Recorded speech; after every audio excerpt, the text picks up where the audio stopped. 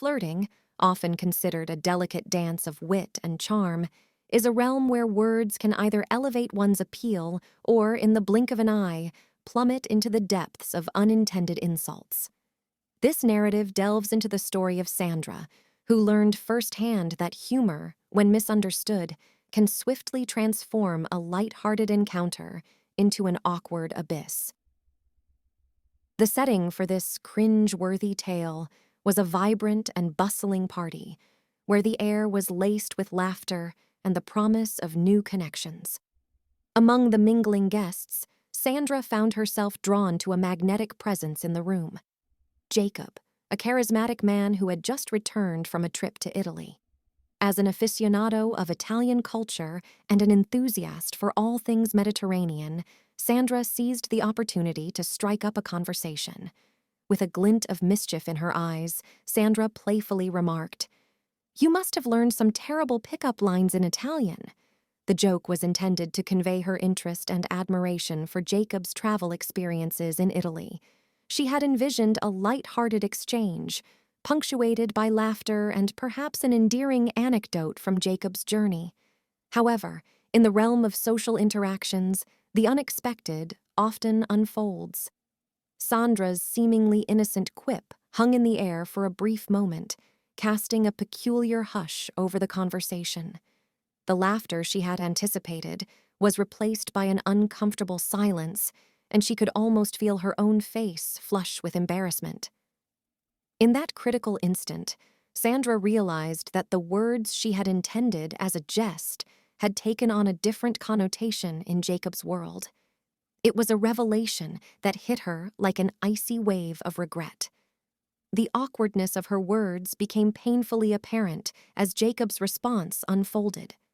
With a sober expression, Jacob offered a response that carried the weight of unexpected history, saying, "Actually, I met my ex in Italy and that's how I got my heart broken."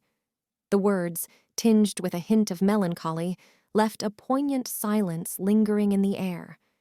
Sandra's playful banter had inadvertently uncovered a chapter of Jacob's life he might not have been ready to share.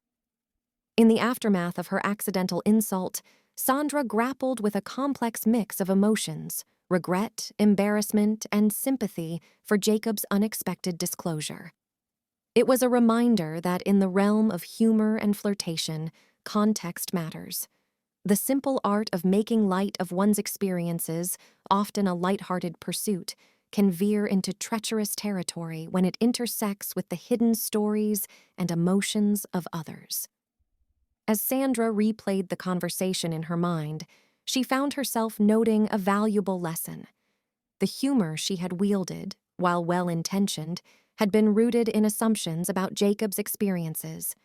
It was a reminder that the complexities of human relationships and emotions should not be reduced to light-hearted banter. Jacob's response was a poignant reminder that sometimes, beneath the facade of charm and flirtation, there were stories and experiences that warranted respect and sensitivity. In the end, the accidental insult became an enduring memory for both Sandra and Jacob, one that they would later recount with a tinge of laughter. The awkwardness of that initial exchange, it seemed, had served as the foundation for a deeper and more authentic connection.